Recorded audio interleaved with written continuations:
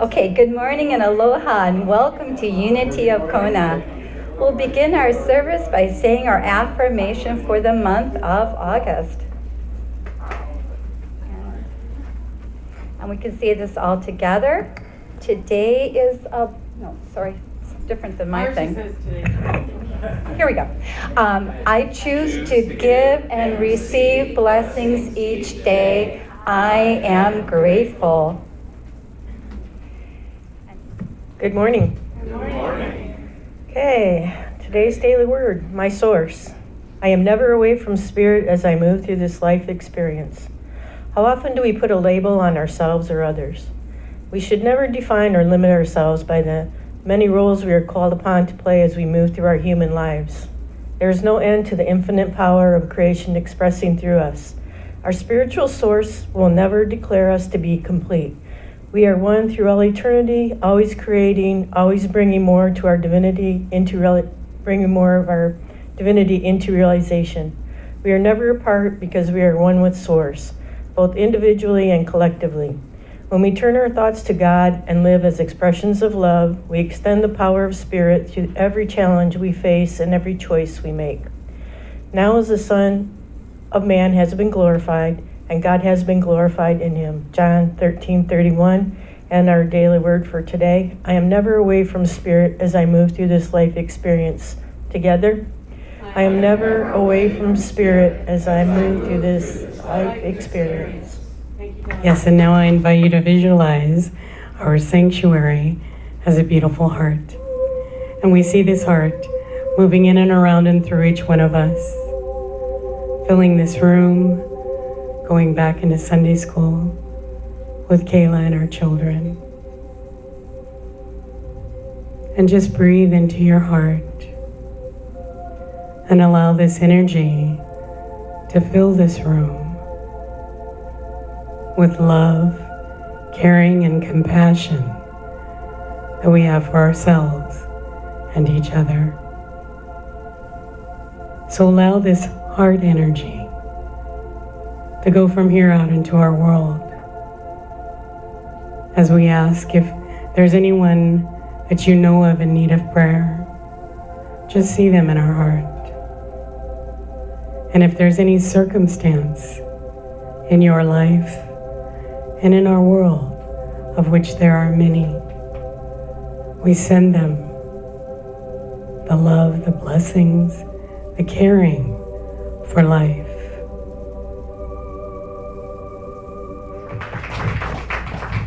And now I invite you to get comfortable where you are.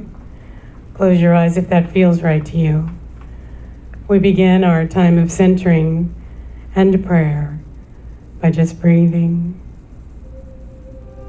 taking a deep breath, the very breath of life that is God. And we hold it for just a moment. And as we exhale, we begin to relax. And I invite you to just continue to watch your breath, breathing, relaxing, breathing, and allowing yourself to be here right now.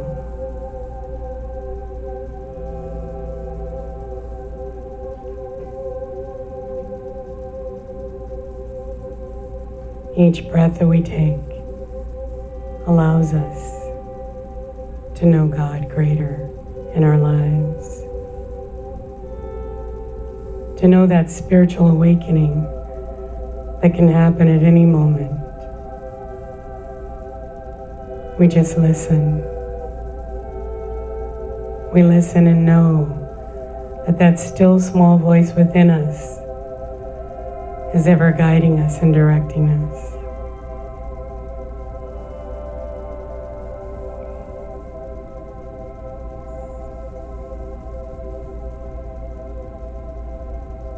Right now in the stillness, we allow our heart to be open. Open to give blessings, open to receive blessings. And blessings are truly God's sign of abundance. We bless, we receive. We are blessed, and we know that God is the source of our supply, our abundance, our magnificence. And just breathe into this energy of love and caring, of compassion for ourselves, for each other.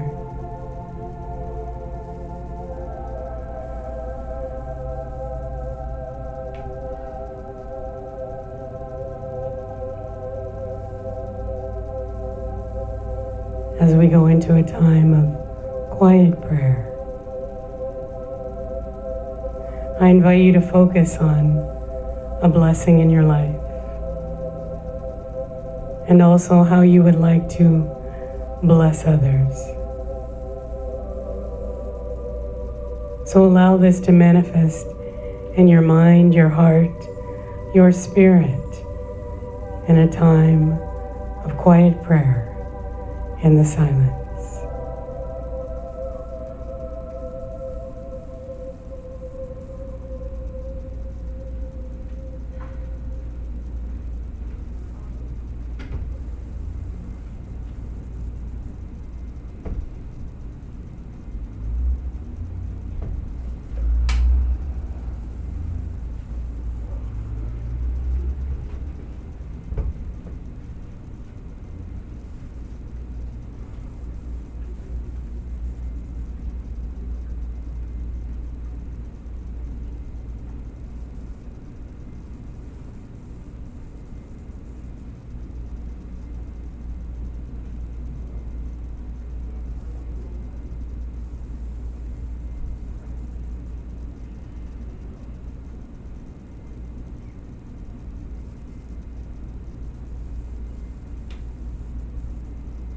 I invite you now to take another deep breath.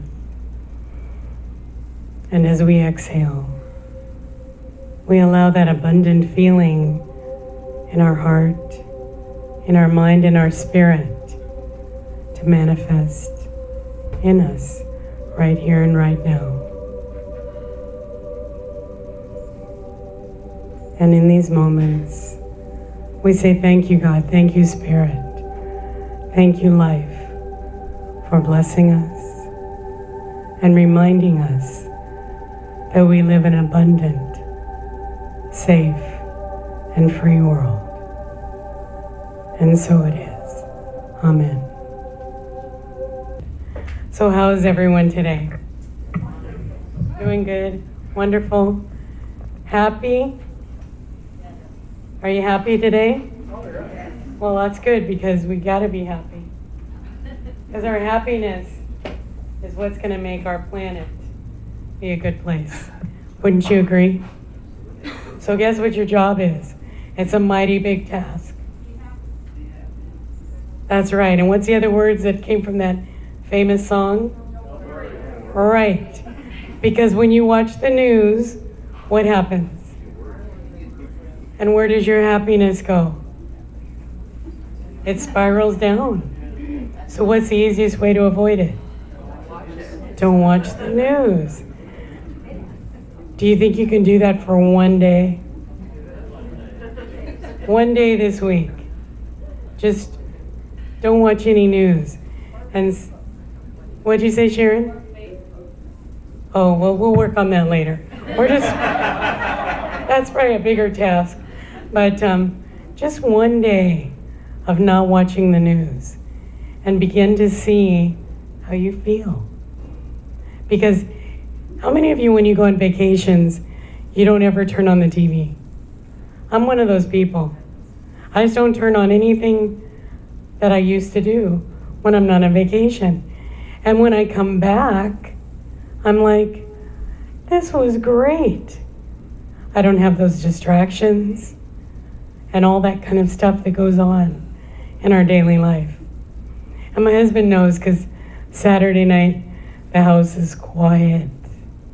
because I'm always preparing for today, going over everything, editing, all that kind of stuff.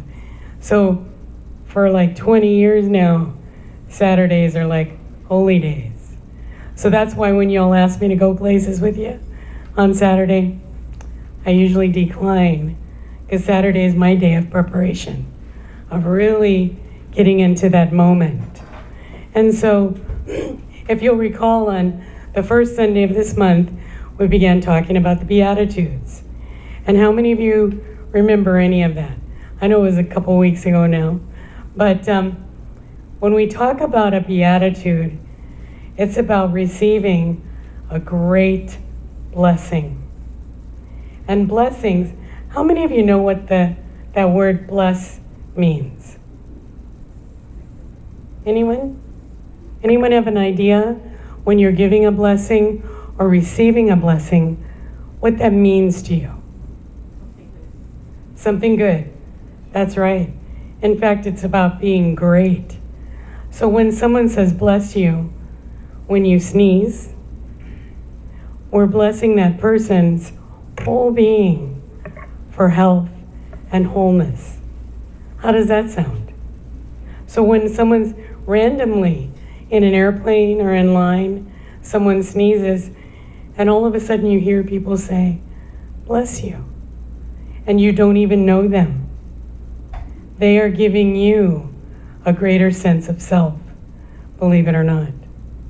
And so what if in our daily lives we practice blessing the people we dislike the most? Does anyone come to mind? By your little giggles, we know it can be someone or a lot of people. But if you bring it closer to home, what we want to do with the Beatitudes is learn to love ourselves and to feel blessed and prospered in every single way. And we do that by allowing those wonderful negative thoughts to be blessed and to be loved. Now, is that a tall order? Yes, sirree. It very much is. When I first got my diagnosis, and I read Myrtle Fillmore every day, because she actually is about no incurable condition and knowing that you're blessed by everything that happens to you and everything that happens through you. And the way you love a disease is to embrace it and go with it and say, okay, God, I am ready. I'm ready to learn all that I can learn from this experience. Now, if any of you have had a diagnosis of anything, is that an easy thing to do? Have you had an accident or something traumatic in your life? Is love the first thing that comes to mind? No, but that's what these Beatitudes are about. Jesus promised that if you follow these teachings, you will be blessed and you will feel your greater abundance. You will feel God's presence and all those wonderful things that happen to us on a daily basis. So we learned that these teachings, oh good, my replacement came in. Because Sasha's here for me. It's a fabulous thing. So when my voice starts to weaken, she gonna take over. Because that's love. Love in an incredible experience. So, because my voice starts to wither a little, or it has in the past, because I'm loving it, loving every expression of this.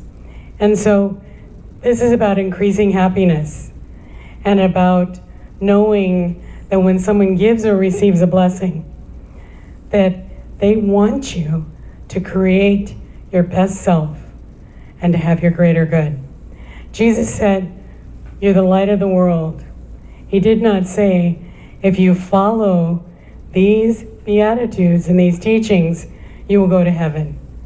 He said, create heaven right here on earth. And that's what we're about, is creating our best possible life consciously every day. And so Charles Fillmore, co-founder of Unity, he said this about blessing. When we bless someone, it's to invoke good upon them, to call for the action of God, to confer God's good on something or someone. So you can do it with your garden.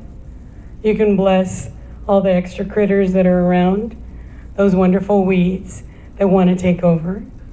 Because we constantly have to weed our physical garden, just like we do in our mental garden. Constantly blessing and releasing those negative thoughts. In the dictionary, blessed means divinely or supremely favored, that you're fortunate, blissfully happy and contented, that it'll bring you happiness and thankfulness. When we read the Beatitudes from the King James Version, which most of us know the King James Version, I have a little bit of a beatitude. And so when you hear, blessed are the poor in spirit, for theirs is the kingdom of heaven. Okay, what does that mean to you?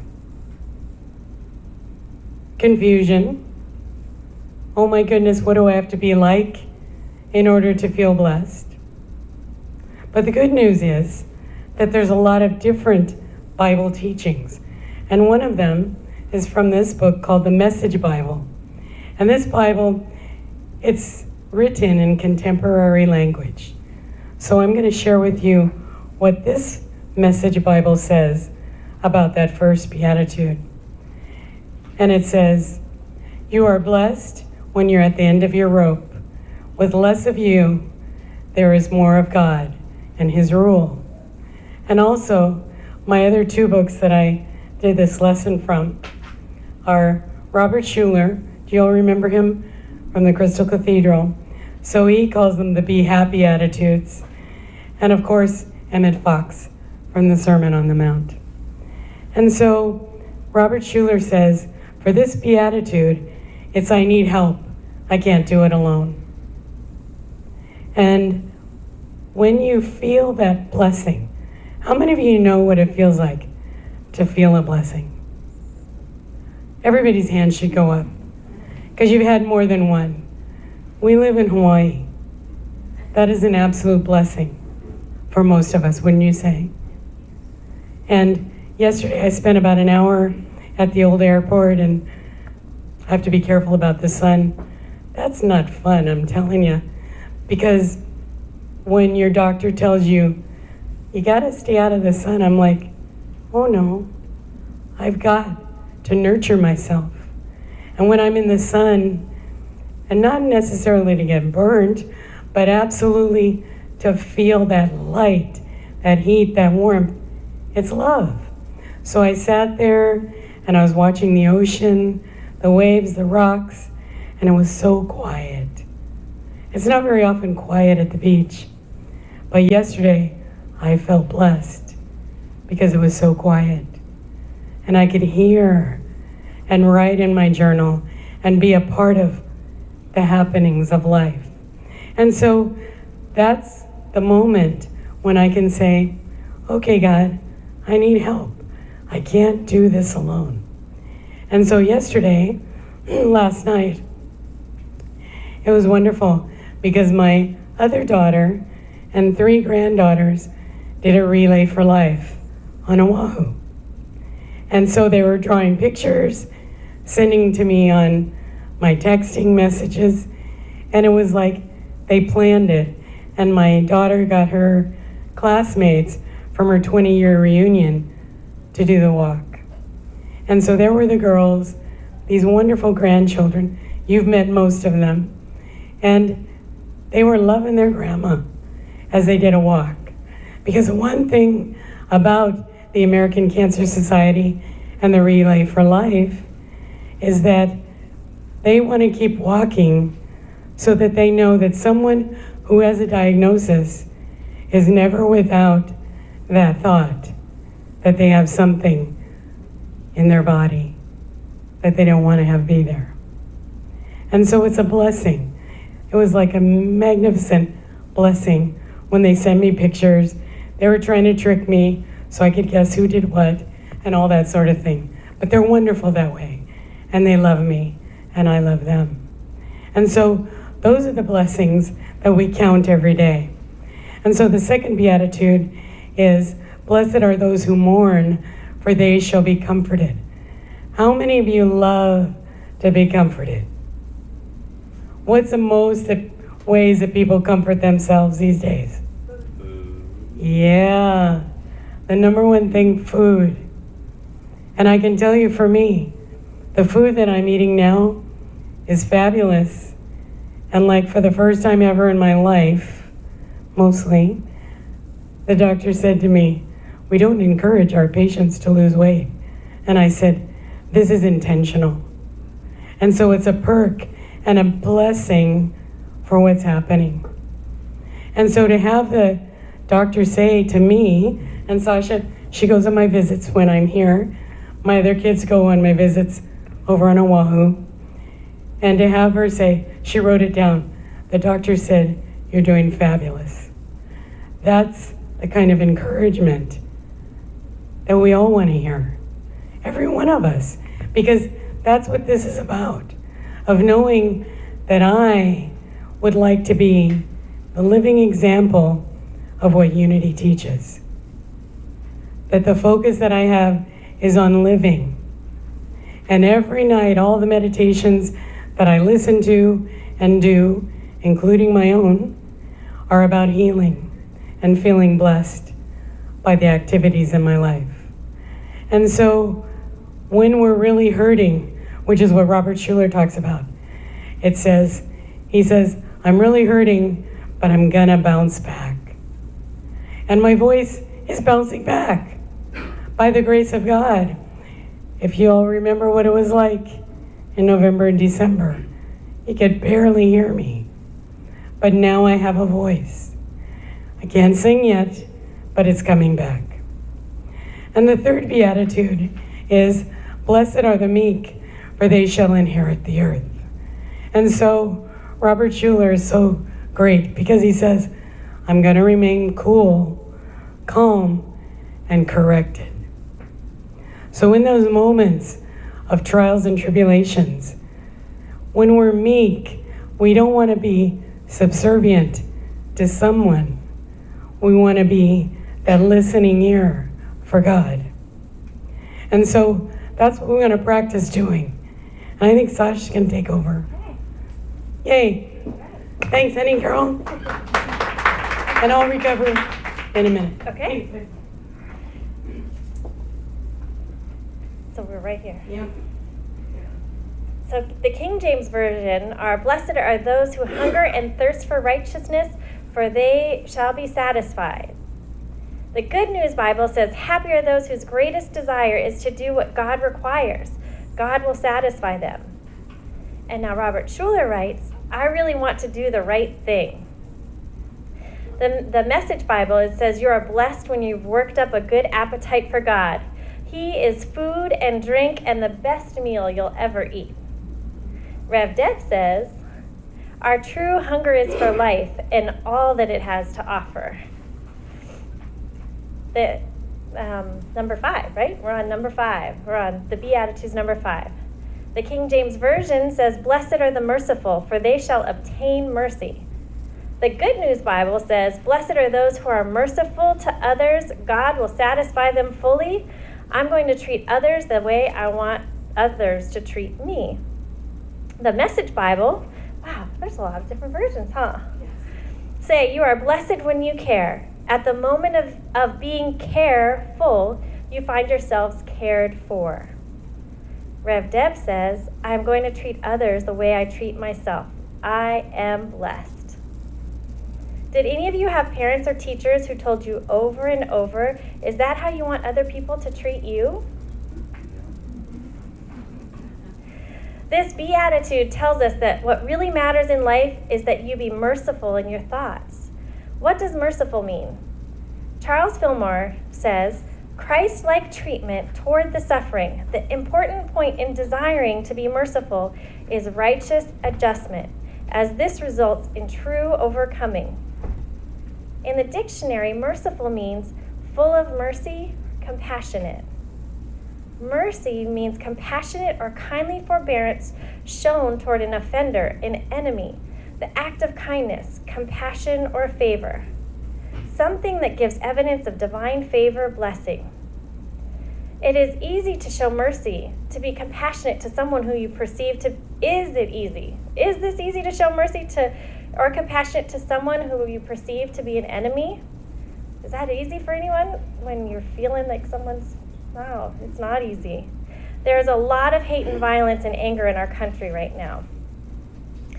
We have to become the people who express compassion more than ever if we want to change our consciousness and the world. It is truly up to us. Tomorrow, when you awaken early in the morning for the eclipse, take time to think of being compassionate towards others that day. Remind yourself to be the one who is going to take the high road, to take the first step back, to rethink and reevaluate what it is you want to express each day. We have the opportunity today, right now, to change our thinking about life. We can decide to make the most out of our time. We can make better choices and do things in a different way. It made me think of, this week I was traveling. I was on lots of airplane rides all the way to Boston. So I was in the airports and I did layovers and I got to people watch. I just sat and watched. There was people that were happy about traveling and there were people that were not happy about traveling. And the last leg of my flight, I was getting on the plane and I was at the group 7, there's group 1, 2, I was the last group getting on. And I was with another girl from, I think, England. She was also traveling all the way to Hawaii, but she was so upset she couldn't bring her carry-on. They made them check it at the gate. She was mad the entire 5-hour flight from, actually I think it was 5 hours and 50 minutes because of the winds, that she had to let go of her bag. She was worried they were going to break her souvenirs, and she was upset. I mean, she sat in her seat the whole way. The whole way. And the woman next to me on the other side, she goes, "What is she so upset about? What happened?" And in the meantime, this woman on the other side of me, she had 2 seats empty next to her. She was like, she had her everything out. She was enjoying. She was like, "My kids aren't with me." And I was like, "Me too." So we definitely had an enjoyment. I was compassionate to the woman sitting next to me. "I'm really sorry you couldn't bring your bag on." But at least to me, I was thinking, I hate having to carry bags on and put them up. I thought it was kind of nice. She got to free check her bag in. But there's different ways of looking at everything. So it just reminded me of that when we're talking about our Beatitudes. And it's hard, though, when you're in the moment, you're so frustrated with whatever it might be. But that is what all these Beatitudes are about. We have to overcome our negative thinking and allow God's blessing to permeate your being with great happiness. This is God's promise to us. From my weakness comes God's strength. What do we have? Okay, so 1, we're going to recognize that negative thought. 2, acknowledge it. I know my mom always told me, "Thank you for sharing." 3, address it and talk to it, which is the thank you for sharing. Number 4, we're going to bless it with affirmations and visualizations. And then 5, we're going to let it go. It seems simple, and it can be. I'll give you an example. I noticed that this is Rev Deb talking. So when she has a doctor's appointment or a test, her mind can work overtime thinking about what she'll be told, what's going to happen, what are the outcomes. What I do is Rev Deb says to herself, "Oh, there's that thought again. Okay, now I see it, I hear it, and say, there you are again." Then I take my judge's robe off and say affirmations. We are our hardest critics, aren't we, on our own selves, our own being. So we say, "God is healing me now. I am God's beloved child. I am healthy, whole, and well. God's grace is me." The healing presence of the Christ is manifest in me now. Those are what Beatitudes are all about. You can keep talking. I can keep talking. That was my example that came into my mind. I don't know if I have another one.